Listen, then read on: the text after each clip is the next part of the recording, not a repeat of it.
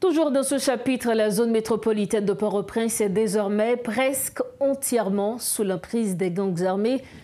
Les récentes offensives criminelles démontrent leur volonté manifeste d'assiéger la capitale. Pendant ce temps, les luttes de pouvoir et les conflits internes paralysent les autorités, les empêchant d'apporter une réponse efficace à cette crise grandissante.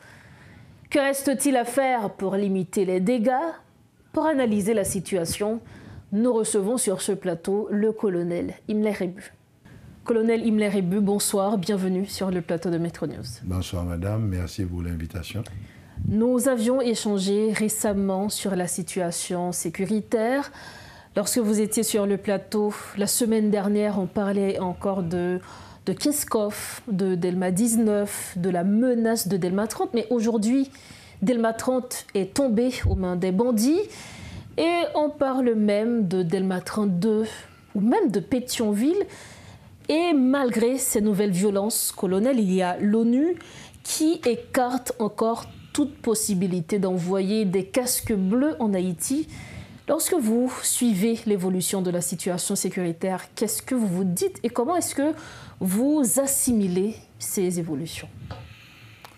Bien, je reprends encore l'image de quelqu'un qui est malade aux yeux et on demande à un orthopédiste de résoudre le problème.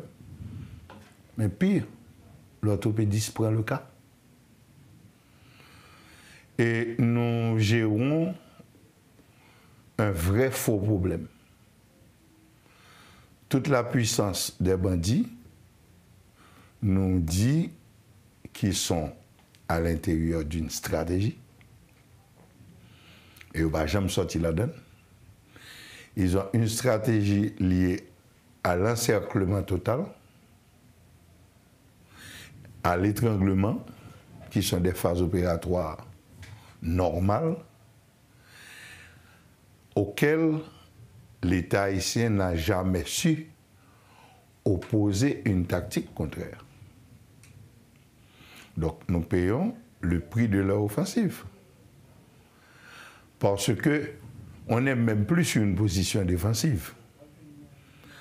Parce que si on peut avoir des affrontements au champ de Mars, donc à moins de 300 mètres du palais national,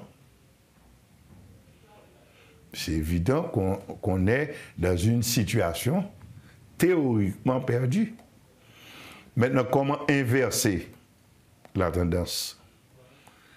C'est le matériel, l'équipement, la préparation avec ce matériel, cet équipement, et puis le renforcement du moral des hommes. Or, nous ne faisons pas ça. Maintenant, sur le plan international, ce qui est arrivé avec l'ONU, ce n'est pas une information. Vous l'aviez toujours dit, justement. J'ai toujours dit que l'ONU, les conditions géopolitiques pour l'arrivée d'une force internationale en Haïti ne sont pas réunies. Mais non, vous aviez parlé de renforcement, notamment d'avoir des équipements. Est-ce qu'aujourd'hui, d'ailleurs plus d'un le disent, selon plusieurs observateurs, l'armée d'Haïti, les FADH aujourd'hui, les forces armées d'Haïti, devraient prendre le contrôle de tout ce qui se fait aujourd'hui? Quelle est votre position? Je me pose certaines questions. Vous savez que nous autres, les militaires, nous avons plein de restrictions quant à la parole publique. Il y a beaucoup de choses que nous n'avons pas le droit de dire. Et même l'EMTA à 6 pieds sous terre, il y a des bails qui concernent l'armée, je ne peux pas parler. Est-ce que l'armée n'est pas encerclée, bridée par l'autorité politique? Et pour brider l'armée, politiquement, ce n'est pas mal, ça a besoin. Et c'est le cas? Je ne sais pas, je ne peux pas répondre, mais je ne suis pas sûr que l'armée a le matériel, l'équipement qu'il faut. Mais non, et si l'armée, justement, reçoit ces matériels? Vous parlez de questions volontaires, on dit que tu as une volonté en Kounia, l'armée recevoir matériel sayo. Est-ce que Kounia, l'armée a campé pour résoudre le problème? Non. Parce que selon tout le monde, c'est le chaos aujourd'hui. Si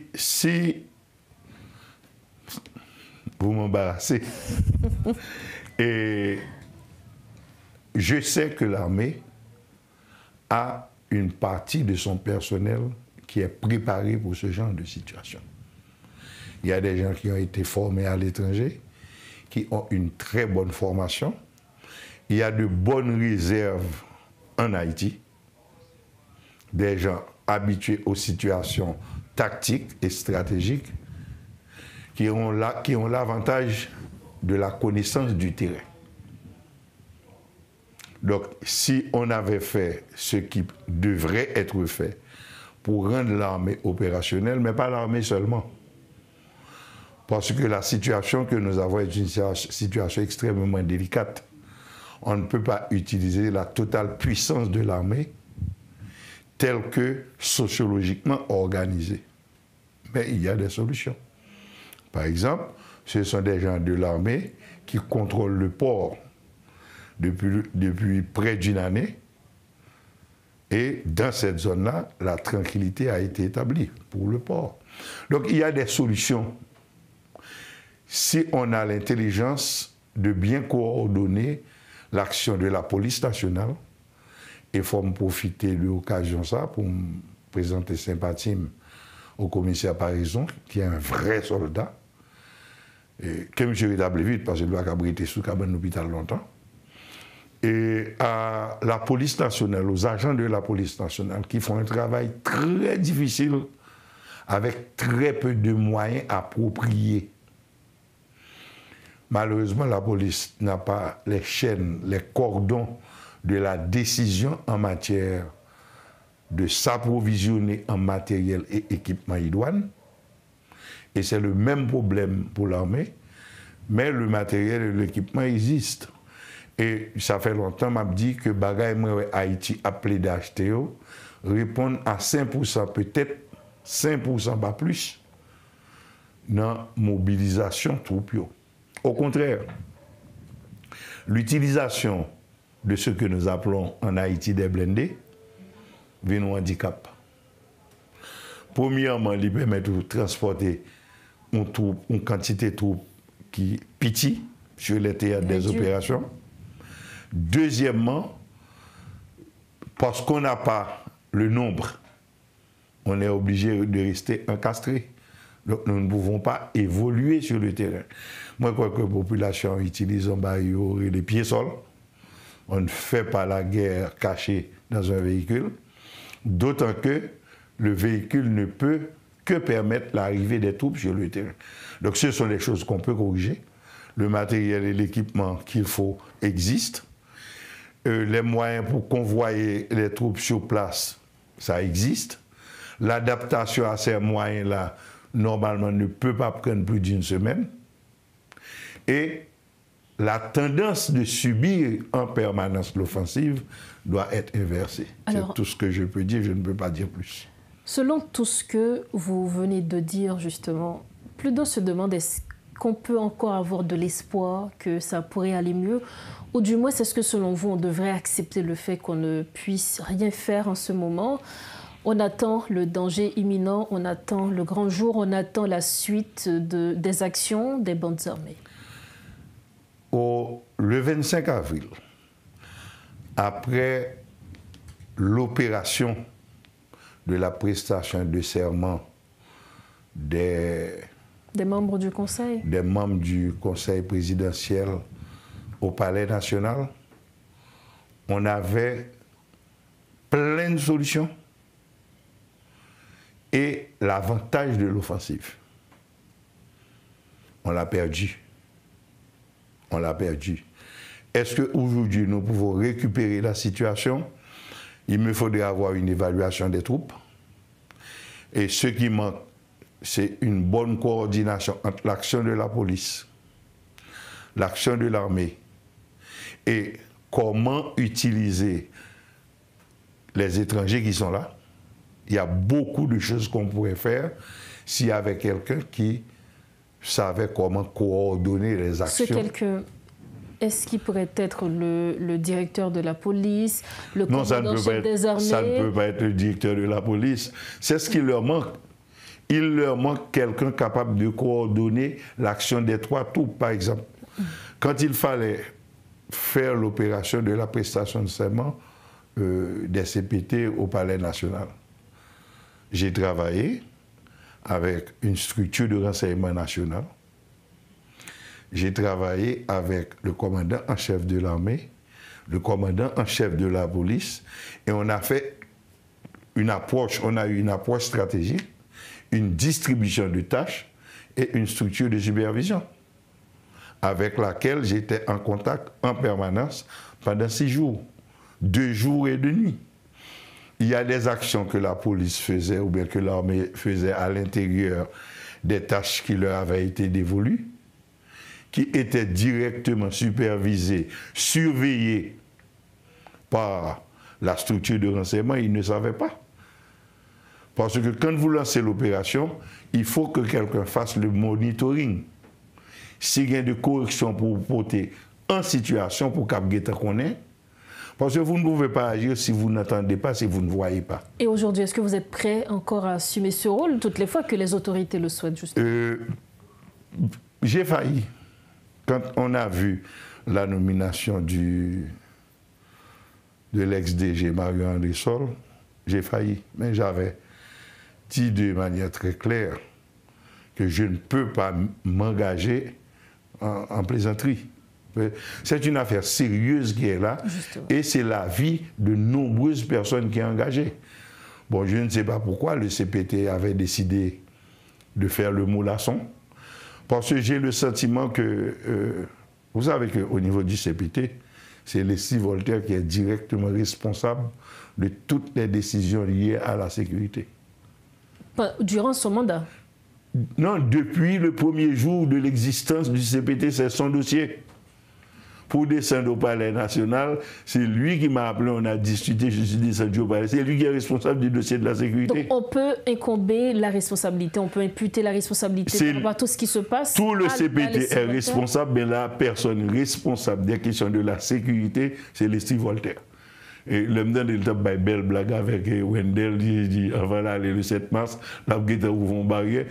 Quelque part, j'ai l'impression qu'il s'est mis dans la peau d'un général et qu'il a cherché à jouer le rôle vraiment, peut-être pour s'attirer la gloire de la chose. Donc, rapidement, concernant justement cette déclaration, est-ce que vous pensez que c'est comme ça a teasé, ça a dérangé, ça fait que les bandits puissent tout faire pour prouver le contraire de ce qu'il a dit? Mais c'est ce que la communication publique, dans ce moment précis, est une arme extrêmement importante. Et il faut toujours prendre le temps d'écouter l'adversaire. Parce que c'est à travers sa pensée qu'on peut prévoir ses actions et qu'on peut anticiper. Et le gouvernement, et je vais le dire carrément, Leslie Voltaire a pris la chose en blague. C'est qu'un coup, monsieur pensait brusquement il va le transformer tête de architecte en général. Et il a la totale responsabilité de ce qui arrive au pays. Parce qu'il avait en main les solutions. Il ne les a plus en main? C'est ce que vous nous dites? Non, quand on m'a appelé dernièrement, le Premier ministre m'a appelé. Je lui ai dit, très bien, je peux m'engager, mais je dois discuter avec le CPT. J'ai eu une réunion avec le CPT de plus d'1 heure de temps. On est arrivé à une conclusion pour une réunion de planification. Ça n'a jamais été fait. Donc ils ont leur raison. Ils ont leur raison. Et c'est des gens qui comprennent qu'ils peuvent gérer un bagage qui n'est pas dans le domaine compétentiel. Et tant qu'on a, par exemple, l'arrivée de Mario-André Sol, c'est ce qu'on appelle une bonne acquisition. Une lueur d'espoir, même la population. Une bonne acquisition, une bonne acquisition. Pas qu'un cas côté je suis capable d'engager dans ça pour ne pas engager Mario. Mais il se trouve qu'une rondelle ne fait pas le printemps. C'est même genre, si je me dis d'avoir la responsabilité, ça, pourquoi je ne pas réussi. Donc c'est une équipe, c'est toute une équipe. C'est toute une équipe, ça fait près de 4 ans que je dis la même chose. C'est une équipe multidisciplinaire, parce qu'il y a beaucoup d'aspects de la confrontation armée que un seul monde ne peut pas gérer. C'est pourquoi au niveau d'un état-major, on a plus de 7 personnes. Parce que chaque son branche spécialisés. Par exemple, la personne qui décide de la stratégie n'est pas celle qui décide de la tactique. Et c'est les gens qui ont décidé de support logistique, ce sont l'autre spécialisation. Donc c'est la mise en commun d'un état-major qui peut donner des résultats. Il se trouve que, jusqu'à présent, je suis obligé de le dire, de le reconnaître, les bandits n'ont jamais commis une seule faute en matière stratégique, en matière tactique. La seule chose qu'ils ont faite, que je n'ai pas compris, mais comme talent international, bon, c'est la terreur qui a organisé ce monde. Parce que la crise haïtienne a des éléments internes, mais des éléments extérieurs à Haïti aussi qu'il faut savoir comprendre et maîtriser. Or, tant qu'on ne maîtrise pas ces éléments extérieurs, on peut faire des mouvements internes. Ça va peut-être ralentir la vivacité de l'action des bandits, mais pas résoudre le problème. Donc aujourd'hui, il nous faut résoudre ce problème. En tout cas, on espère. Il nous faudrait résoudre ce problème si M. Chefio voulait. Parce que espérons qu'ils veulent. Un monde qui paraît là, il n'est pas capable de décider de l'acheter matériel et équipement. Et il pas capable. La plus grande erreur, c'est de soumettre ses intentions, les intentions d'Haïti, à la bonne volonté des étrangers. C'est à nous de prendre notre. Parce que des fois, on demande qui est étranger n'a pas plus d'intérêt dans sa cap passé, parce que ce n'est pas lui-même qui a mon cap mourir. Donc c'est vraiment à nous, Haïtiens, de prendre notre responsabilité. Ça devrait commencer par une acceptation que les civiles connaissent son architecte lié, ils pensent stratège militaire. Merci infiniment à vous, colonel Imler Rebu, pour cette interview très riche. Ça a été un plaisir. Merci. Merci de l'invitation. Voilà les propos du colonel Imler Rebu. Il était l'invité de Métronews ce soir. Avec lui, on commentait la situation sécuritaire.